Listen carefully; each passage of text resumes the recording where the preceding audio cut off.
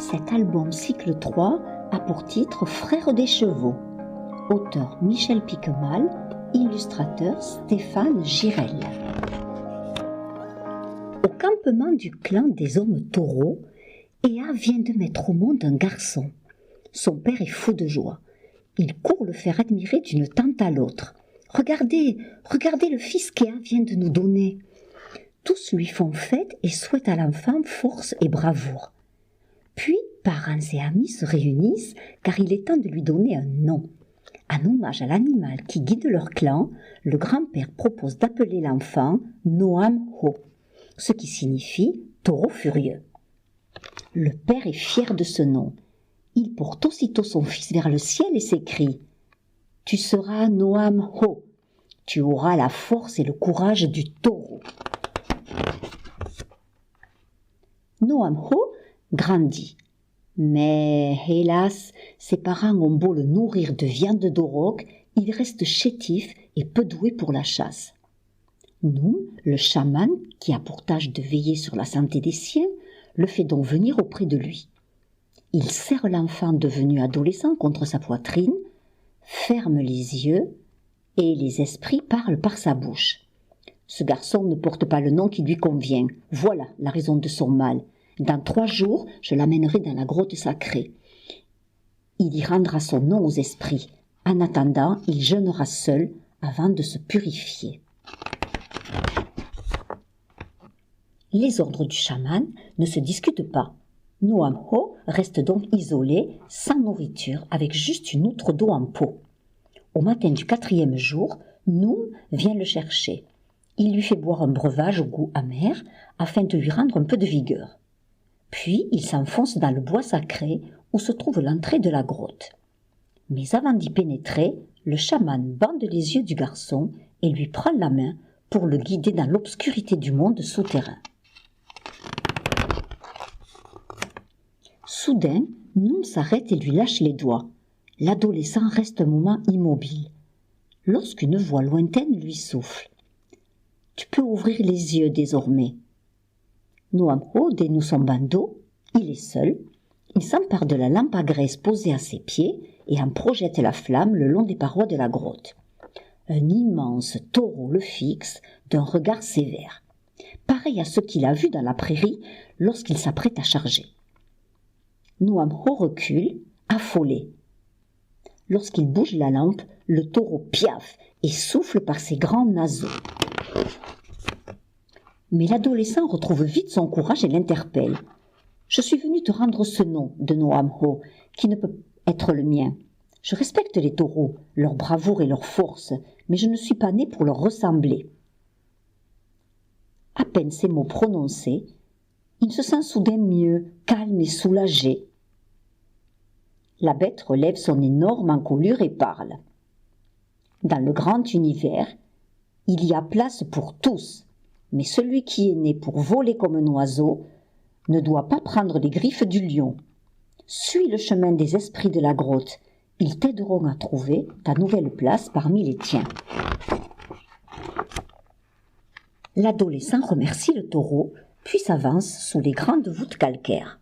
Il y croise tout un troupeau de vaches et de taureaux qui le fixent avec bienveillance. Il n'a plus peur. Il sait qu'il est désormais dans le monde des esprits protecteurs. Et le breuvage du chaman le remplit d'une paix profonde. De toutes parts, ses frères à 4 pattes viennent à sa rencontre. La grotte semble habitée de chacune des créatures que son peuple chasse et qui lui donnent la vie. Il voit des cerfs qui traversent une rivière à la nage, des bouquetins mâles qui s'affrontent à la saison des amours, car tout le monde du dehors a ici son double caché.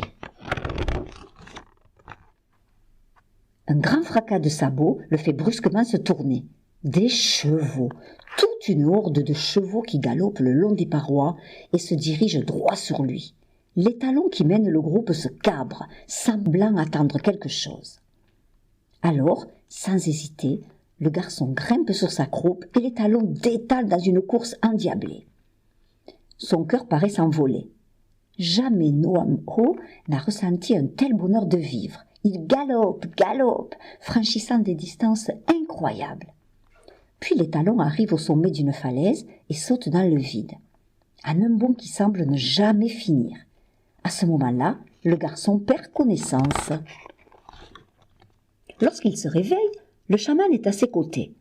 Il lui fait boire un peu d'eau dans le creux de ses mains, puis l'interroge avec douceur. « Raconte-moi ton voyage dans le monde des esprits. » L'adolescent a du mal à trouver ses mots. « J'ai grimpé sur le dos d'un cheval. Il m'a emporté, il m'a fait traverser la prairie plus vite qu'un éclair. » Sur son dos, s'étonne Noum. Jamais un humain n'a pu se tenir ainsi. L'adolescent le regarde avec fierté. Pourtant, j'en suis sûr, le cheval m'a porté. Est-ce là mon destin? Noum ne répond pas. Dans le monde des esprits, certaines choses restent parfois mystérieuses, même pour les chamans.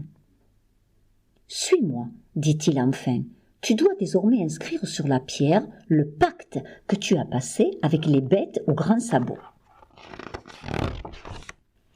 Il l'entraîne vers le fond de la grotte et le fait grimper sur un échafaudage de rondins de bois. Là, il prend un morceau de charbon et commence à dessiner sur la paroi une encolure. Puis il glisse le bois calciné dans la main du garçon. « C'est à toi désormais. » L'adolescent entend à nouveau dans sa tête le grand galop de l'étalon. Sa main en trace seule le contour, puis les oreilles qui se dressent, les sabots qui frappent le sol. Ses doigts s'animent comme guidés par un mystérieux instinct. En quelques instants, Noam Ho peuple le plafond de la grotte d'un grand troupeau hennissant. Il sent que la force du cheval a pénétré au plus profond de son âme. Le soir, lorsqu'il rentre au campement, établi près de la rivière, l'adolescent n'est plus le même. Ses yeux brillent.